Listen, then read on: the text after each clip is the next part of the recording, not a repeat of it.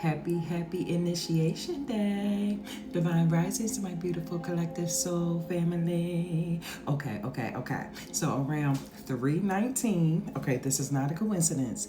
3:19, I woke up on the dot. You do know that's 3:19 John, right? And 3:19 Al Imran, right? It's the Holy Quran. Wow. Revelations was coming to me like water runs out of the faucet last night. Well, I want to say this morning because 3:19 a.m. is in the morning, okay? So what I picked up from 3:19 a.m. is that Archangel Michael was initiating us last night, literally over us while we were asleep.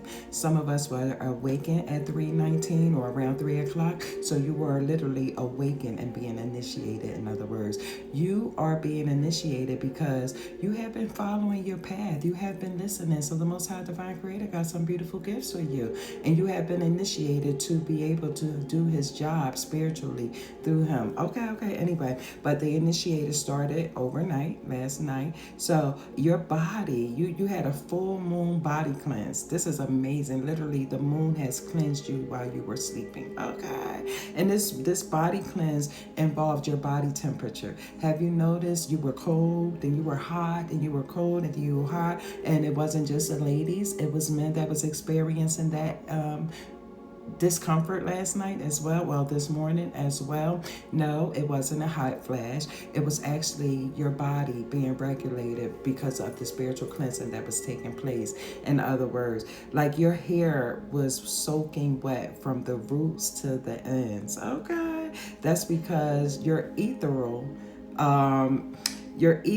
follicles were being cleansed from the roots to the ends. Isn't that beautiful? This is why you may have woken up or your pillow may have been feeling a little wet because you were actually being cleansed last night, especially through your sweat. This is amazing. That sweat was actually, I want to say that was actually like holy water from the moon, in other words. Okay, isn't that amazing? Also, you keep seeing me looking down because I had to write some of these things down.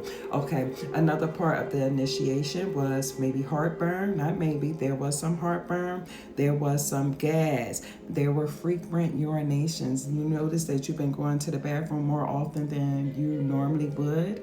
Okay, and it was getting rid of toxins because your ascensions are taking place. You are ascending. This is why things like that was happening last night over us. And it was literally through Archangel Michael. He was definitely present with his sword of initiation over you. You know, some of us became on spiritual rankings, okay? Like literally of who we are. You understand? We have accelerated. We have evolved, you guys. This is what's taking place with us now. Don't you feel great this morning? Everybody who was initiated overnight feels great this morning, and I know you do, okay? But anyway, let's get down to John 3:19, okay? Since I woke up at 3:19, I knew there was a word or a scripture that I needed to talk about. So I'm looking down because I've written this down in my handy spiritual notebook, okay? John 3:19, and this is the judgment. Okay, listen. The light has come into the world, and people loved the darkness rather than the light because their deeds were evil. You see that? You see how literally Jesus Christ has come back, is coming back. This is why he's being mentioned more than ever right now. And like John 19 said, people love the darkness because there are no rules. You get to do whatever you want to do, including murdering and killing people and all that stupid crazy stuff that you got doing in here. Then we have the light, which exposed the dark. See, people don't like to be called snitches and things like that. People don't like to be on the righteous side because of the street rules that they got out here going on. Because when your light brings out the dark, obviously, whatever you want to call it, snitching on somebody, tattletelling on somebody, it's the light, which is the Most High Divine Creator, who is the truth. Understand that, you know what I'm saying? Okay, and then we have the Holy Quran, which is Al Imran. Let's do this, okay? Certainly Allah's only way is Islam, which is the submission of Allah's will, right? Okay? Thank you, Allah subhanahu wa ta'ala. Those who were given the scripture did not dispute, meaning they didn't talk about it. You know what I mean? They were in agreement with it. But When they were amongst themselves, they felt some type of way about it, which was the law's will.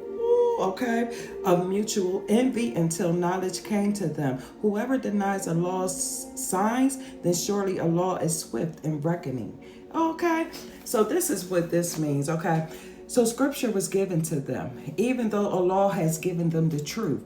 When the scripture was given to them, they didn't deny it.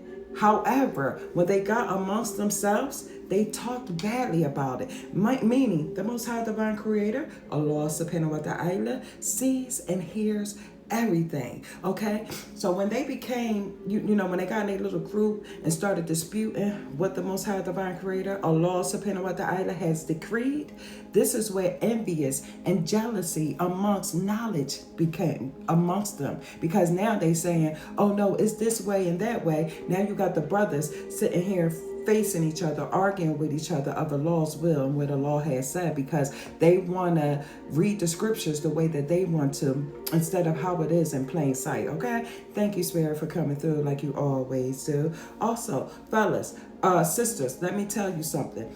There's no such thing as taking Shahada for a man, okay? If you have taken your Shahada, thank you, confirmation. If you have taken your Shahada, it's because of the will of Allah who called you to submit to his will. Please understand that you didn't do it for a man. You did it because Allah subhanahu wa ta'ala called you to it. Understand that Islam is the last religion. The last religion before you get to freedom, before you get to spirituality. You understand, where there is no judgment here.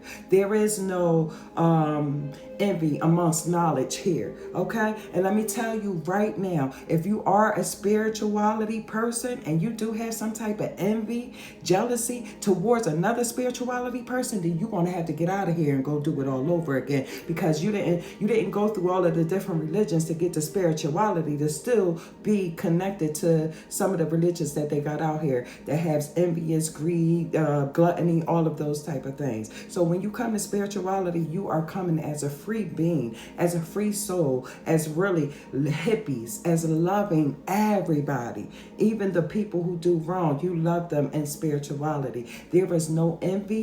There is no jealousy or none of that in spirituality. If you are in spirituality, jealous of another spiritualist worker or anything like that, then you will have to step down, step back, and start over. This is the decree and the submission of the Most High Divine Creator. He decreed this over you.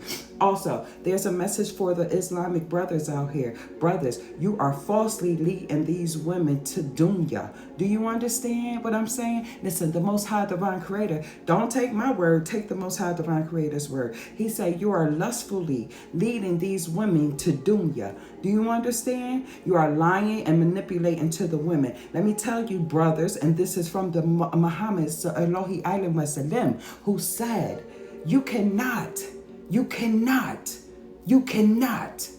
take on a second wife if your first wife is not in agreement with it. Excuse me.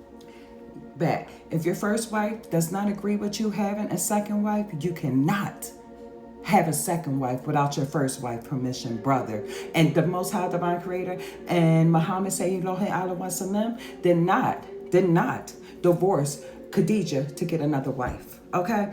Understand that having multiple wives comes with conditions. And brother, you forgot about the conditions, because a lot of you are getting married. It's not cute to say I'm married to 20 women and divorced 20 women. That means you were lusting off of them. You wanted their body parts. You understand? Let me tell you, sisters, there's conditions to having a co-wife. The condition being, if you are about to die. Okay, the condition being if you cannot bear children. Okay, the condition being if you have a medical dire need where you can't do certain things around the house, then you get a nanny. Then your husband will marry a nanny or a home health aide, somebody that can help you help you out here. Okay, having a co-wife, and co-wives do not fight, do not argue. They have each other backs. They look out for each other. Yes, they know each other very well. There's no jealousy, no envious and nothing amongst them. Okay? They love one another and they are equally being treated the way that they're supposed to be treated. Equally. Okay? And the sisters, realize who you are with. Brothers, stop misleading these sisters because the Most High Divine Creator is watching you. Love and light.